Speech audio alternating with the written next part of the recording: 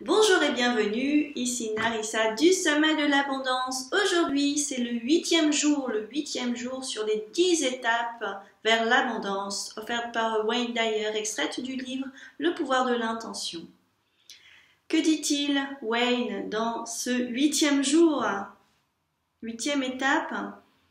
Il vous invite à être pour le monde aussi généreux que le champ de l'intention l'a été pour vous. Je répète, soyez pour le monde aussi généreux que le champ de l'intention l'a été pour vous. Alors peut-être que vous ne comprenez pas ce qu'est le champ de l'intention, vous pouvez le remplacer par la source, parce que souvent intention, le mot intention est souvent associé à un but, à un objectif et rien d'autre. En fait, le champ de l'intention dont parle Wayne, c'est bien la source, la matrice originelle. Vous pouvez le remplacer par aussi voilà, tout ce qui vous parle à vous. Hein, donc on parle bien d'une énergie créatrice ici, énergie créatrice, la source. Je vais continuer donc avec la lecture de Wayne. N'interrompez pas le flot de l'abondance que vous avez reçu en le thésaurisant ou en faisant votre possession. Maintenez-le en mouvement. Mettez votre prospérité au service des autres et au service de causes qui dépassent votre simple ego. Plus vous vous exercerez au détachement, plus vous demeurerez en harmonie avec la source magnanime de toutes choses. Voilà.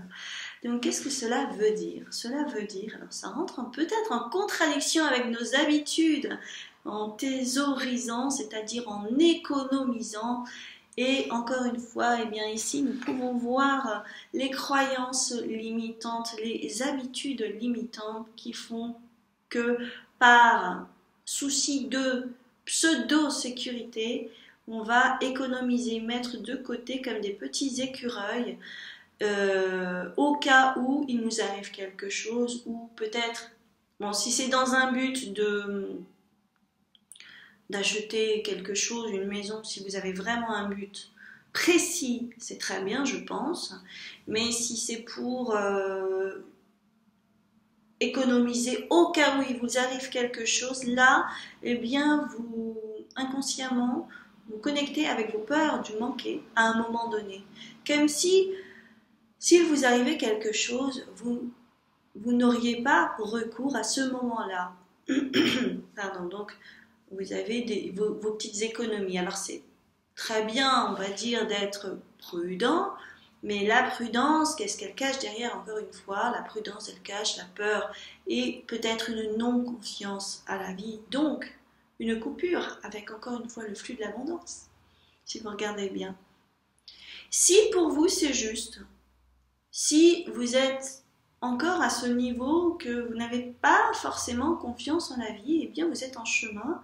Si pour l'instant, ça vous rassure d'avoir des sous de côté, d'avoir des économies, c'est très bien. Mais sachez que, et c'est très, très bien, c'est très bien, acceptez-le comme ça, mais rendez-vous compte que naturellement, tout est en mouvement, tout le temps, tout le temps, tout le temps, tout le temps. Et le fait de bloquer de l'énergie, la cristalliser, c'est peut-être que à un moment donné, eh bien, la vie va devoir il y a un déséquilibre, vous le sentez bien, eh bien peut-être qu'à un moment donné, la vie va devoir rééquilibrer. Et qu'est-ce qu'elle va faire? Eh bien, elle va peut-être provoquer un imprévu qui va vous obliger à faire sortir ce que vous aviez cristallisé. Et vous allez dire, ah, qu'est-ce que j'ai bien fait? Qu'est-ce que j'ai bien fait de mettre de l'argent de côté? Mais bon, maintenant, j'ai plus rien. Oh là là, vite, vite, vite. Hein, il faut refaire un fonds. Bon, c'est une façon de fonctionner qui est, voilà, tout à fait, c'est une expérience. On ne peut pas juger. C'est pas ni bien ni mal, c'est une expérience. Il en est de même avec le fait de vouloir posséder, c'est-à-dire d'avoir des choses à soi. Et si elles ne sont pas à soi, on ne peut pas en profiter, en fait. Voilà. Donc là encore une fois, derrière ce besoin de posséder se cache un besoin d'avoir la sécurité, d'avoir toujours cette chose, cet objet, cette maison, c'est voilà, quelle que soit la possession, ou même peut-être quand on parle de relation d'une personne, d'avoir la sécurité qu'elle sera toujours là et qu'on ne sera jamais en manque de cette chose, de cette personne et des bénéfices et de tout ce qui en découle. Là encore une fois, nous sommes dans le manque, la peur de manquer, le besoin de sécurité. Pourquoi ce besoin de sécurité si exagéré? Eh bien parce qu'on n'a pas confiance en la vie, que l'on est complètement coupé du flux de la vie, de l'abondance et qu'on ne se laisse pas aller. Et qu'est-ce que cela provoque? Cela provoque du stress, de la tension, de vouloir se battre peut-être ou donner énormément d'heures, d'énergie, de soi pour avoir cette chose, pour posséder cette chose, pour pouvoir l'acheter, qu'elle soit à nous, que personne ne puisse nous la retirer. Vous voyez la position par rapport à la vie lorsqu'on a cette attitude?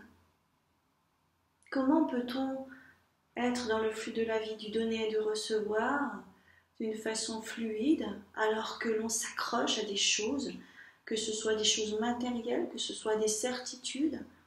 Ça nous crispe forcément. Et forcément, le flux de l'abondance, quelle qu'elle soit, ne peut pas se manifester, ne peut pas circuler. Donc, je vous invite à réfléchir, à méditer là-dessus, peut-être à prendre des notes. Il y a peut-être des choses qui vont venir à vous et vous pourrez peut-être les partager, vous en rendre compte et la lumière se fera et vous allez dire « mais oui, bien sûr, il faut que j'arrête peut-être d'agir comme ça et de me comporter comme ça. » Il y a peut-être des prises de conscience qui vont amener à des changements, à des modifications de comportement. Et ces modifications de comportement vont vous amener à faire des actions, des nouvelles actions, à arrêter de faire d'anciennes actions qui peut-être n'allaient pas dans ce sens du flux de l'abondance. Et comme ça, votre situation réelle va pouvoir changer. Voilà. Nous nous retrouvons demain pour le 9e et avant-dernier jour des 10 étapes par Wayne Dyer, extraite du livre Le pouvoir de l'intention. À très bientôt.